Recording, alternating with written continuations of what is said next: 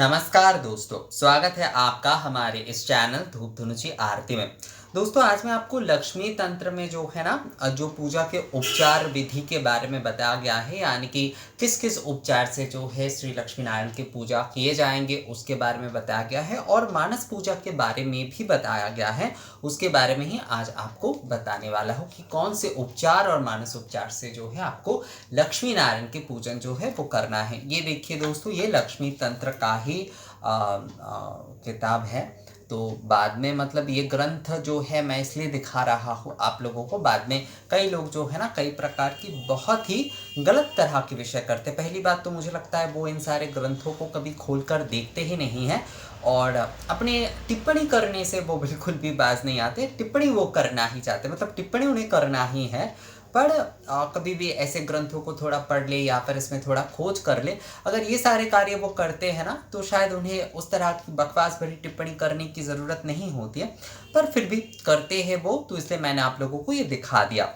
ये मेरे अपने जो मतलब अपने तरफ से जो है ये साफ रहने के लिए, क्योंकि कई बार जो है ना ऐसी सारी विषयों से क्या होता है, कई लोग जो लोग इससे सीखना चाहते हैं वो कंफ्यूज हो जाते हैं। तो इसलिए जो है मुझे लगा कि ये चीज़ें बता देना ज़रूरी है, यानी कि दिखा देना जो है। तो इसलिए जो है मैंने आप लोगों को ये दिखा दिया दोस्तों। तो ये जो है मैं यहाँ पर आपको जो मानस उपचार पूजा है लक्ष्मी तंत्र के अनुसार जो है उसके बारे में बताऊंगा पहले, और उसके बाद उपचार विधि के बारे में बताता हूँ दोस्तों। तो षोडश उपचार के बारे में, एक्चुअली इसमें अष्टादश उपचार की वर्णन ही है मूल रूप से। जो हमारे जो मतलब कोई भी आप मान लीजिए कि जिसकी लक्ष्मी तंत्र हो, अन्नपूर्णा तंत्र आदि ये जो पुस्तक है वहाँ पर ज़्यादा जो है ना षोडश से ज़्यादा वहाँ पर अष्टादश का वर्णन मिलता है। तो यहाँ पर जो है मानस उपचार में कहा जा रहा है, पुष्पमर्घ तथा दीपम धूपम माल्य विलेपणम चेतसा सादरेनैव पाद्यमाचमनं तत। पुष्पमर्घ तथा दीपम धूपं माल्य विलेपणं चेतसा सादरेनैव पाद्यमाचमनं तत। अर्थात मानसिक रूप से पूजा में जो है पुष्प, अर्घ, दीप, धूप, माल्य विलेपन यानी कि चंदन विलेपन जो है, पाद्य एवं आचमन जो है वो समर्पण करना चाहिए। तो पुष्पमर्घ तथा दीपं धूपं माल्य विलेपणम चेतसा सादरेनैव पाद्यमाचमनं तत। अर्थात पुष्प, अर्घ, दीप, धूप, माल्य विलेपन, पाद्य एवं आचमन जो है समर्पण करके मानसिक पूजा यानी कि मानस पूजा, मानसिक रूप से पूजा यानी मानस पूजा जो है वो करना चाहिए लक्ष्मी नारायण के। अब जो है उपचार विधि में क्या क्या जो है बताया गया है वो जो है मैं आपको बताऊंगा लक्ष्मी तंत्र के अनुसार जो है। सबसे पहले जो है, जैसे कि आप लोग जानते ही है कि ध्यान करने के बारे में कहा गया है। सबसे पहले जो है ध्यान करने की विषय यहाँ पर आ जाते हैं। उसके बाद आवाहन। आवाहन देखिए, जबकि आप जो है मान लीजिए आपके घर में जो है ना 12 महीने ही आप माता लक्ष्मी के पूजन करते हैं। आपके घर में धातु मूर्ति है या फिर प्रतिकृति यानी कि छवि में जो है आप माँ की पूजन करते, तो वहाँ पर आवाहन आदि, वरण आदि, जैसे कई लोग मुझसे पूछ रहे हैं ना कि वरण आदि कैसे करेंगे, उनका स्वागत वरण कैसे करेंगे।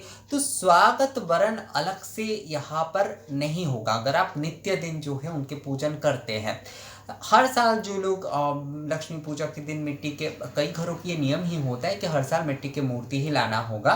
तो जिनके घर में मिट्टी के मूर्ति मतलब मिट्टी के मूर्ति रूप में जो है माता लक्ष्मी पधारते हैं, हर दीपावली पर जो है वो लेकर आते हैं उन्हें, तो वहाँ पर जो है ना ये स्वागत आदि वरण आदि अनुष्ठान किया जाएगा।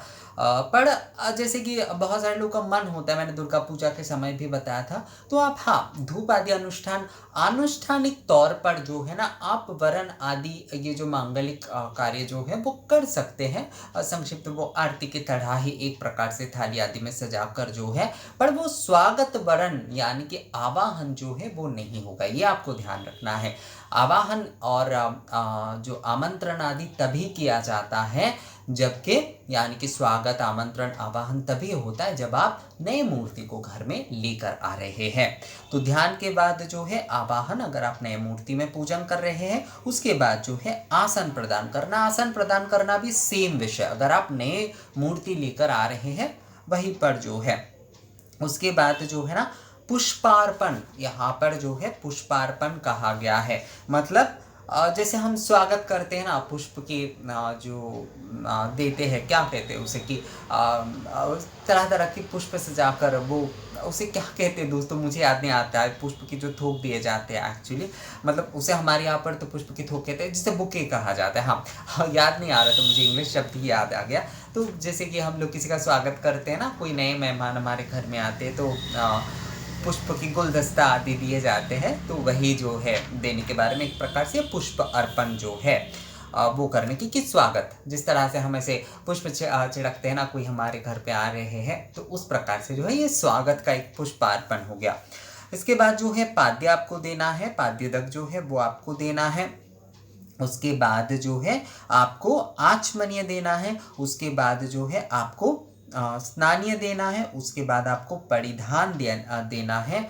अधोवस्त्र, यहाँ पर परिधान मतलब अधोवस्त्र कहा गया है।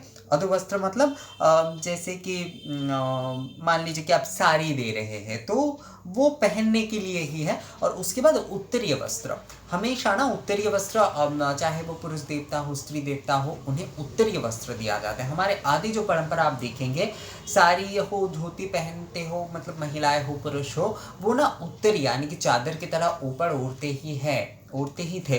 तो ये जो है हमारी भारतीय प्राचीन परंपरा है, तो इसलिए जो है परिधान में जो है अधोवस्त्र और उसके बाद उत्तरीय वस्त्र जो है दोनों ही प्रदान किए जाते हैं। इसके बाद जो है गंध और उसके बाद गंधानुलेपन मतलब अष्टगंध आदि जो है उसका अनुलेपन जो है, अष्टगंध अनुलेपन यानी कि चर्चित करना, अष्टगंध आदि देना। गंध मतलब चंदन केवल मात्र आप दे रहे हैं, और उसके बाद गंधानुलेपन यानी कि अष्टगंध आदि जो है वो आप प्रदान कर रहे हैं। उसके बाद माला आभूषण, माला आदि जो कुछ भी आप दे रहे हैं, पत्रमाला हो पुष्पमाला हो वो।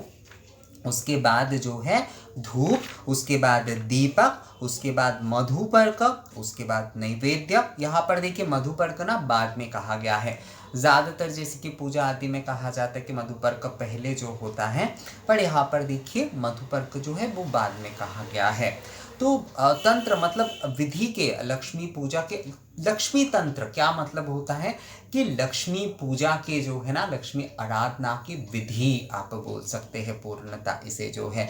माँ के यहाँ पर जो है माँ के जो मतलब विशेष जो विषय है, माँ के महत्व आदि, इन सारी चीज़ों का वर्णन तो है ही, पर यहाँ पर मूल रूप से जिस विषय पर जोर दिया जाता है, चाहे वो लक्ष्मी तंत्र हो, अन्नपूर्णा तंत्र, जैसे अन्नपूर्णा रहस्य तंत्र, इसका मतलब होता है माँ के महत्व के बारे में बताए जा रहे हैं, और उसके साथ साथ पूजा विधि यानी कि आराधना विधि के ऊपर जो है मूल रूप से बताया जा रहा है। तो लक्ष्मी तंत्र, अन्नपूर्णा तंत्र का मतलब मूल रूप से जो होता है वो विधि होता है दोस्तों, आराधना विधि के ऊपर आधारित होते हैं वो।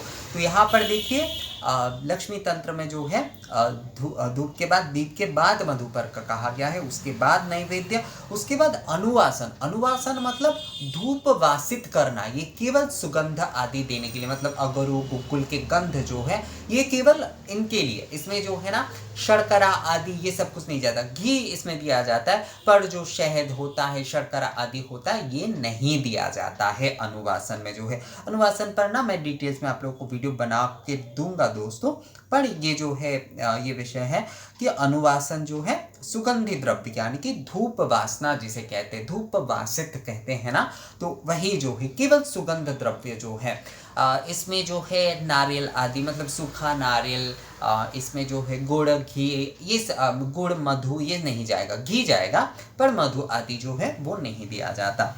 उसके बाद नमस्कार यानी कि प्रणिपात, उसके बाद पुष्पांजलि, और उसके बाद जो है पूजा जो है समर्पण। ये देखिए संपूर्ण जो है ये अष्टादश उपचार हो रहा है, ये संपूर्ण अष्टादश उपचार जो है वो संपूर्ण हो गया। तो मैं फिर से एक बार ना आप लोगों को पढ़ के सुनाता हूँ दोस्तों। सर्वप्रथम जैसे ध्यान करना होगा, उसके बाद आवाहन, उसके बाद आसन, उसके बाद पुष्पार्पण। ये ना एक प्रकार से वो जो अर्घ प्रदान किए जा रहे हैं, मतलब दुर्वाक्षद समायुक्त गंध पुष्प तथा परं शोभनं शंखपात्रस्थ गृहाण परमेश्वर या परमेश्वरी, उसी प्रकार से जो है ना ये पुष्पार्पण एक प्रकार से आप अर्घ प्रदान बोल सकते हैं कि ये जो पुष्प आदि ये सब कुछ जो है ना वो गुलदस्ता की तरह ही जो है, जो शंख जल अर्घ का जो जल होता है वो पैर में दे दिए मतलब जो ताम्र पात्र होते उसमें दे दिए जाते हैं, और जो पुष्प आदि होते वो देवता के हस्त में या फिर मस्तक पर रखे दिए जाते हैं। तो ये एक प्रकार से अर्घ प्रदान जैसा ही हो जाता है दोस्तों। यहाँ पर अर्घ अलग से नहीं उल्लेख किया गया है, पुष्पार्पण कहा गया है। ये कई जगह पर ये सारे विषय होते हैं। हमारे ना पद्धतियों के, विधियों के इतने सारे विविधता है, इतने सारे विषय हैं कि आप जो है ना, अगर जो है उसके बारे में रिसर्च करने बैठेंगे, शोध करने बैठेंगे, तो शायद हमारे पूरे जन्म बीत जाएगा दोस्तों। पर हमें जो है हमेशा ऑर्डर फॉलो करना चाहिए कि किसके बाद क्या जा रहा है। हम पहले ही धूप दीप देंगे, उसके बाद जो है आचमनीय मतलब पैर धोने का आचमनीय जल देंगे, ऐसे नहीं कभी होता है। ऑर्डर जो है वो हमेशा सही होना चाहिए। विविधता हो ही सकते हैं हर ग्रंथ में, आप बोल लीजिए, या फिर प्रादेशिक तौर पर, कुछ तो कुलाचार के तौर पर, अलग अलग ग्रंथ में, अलग अलग शास्त्र में जो है ना इसका अलग अलग वर्णन है।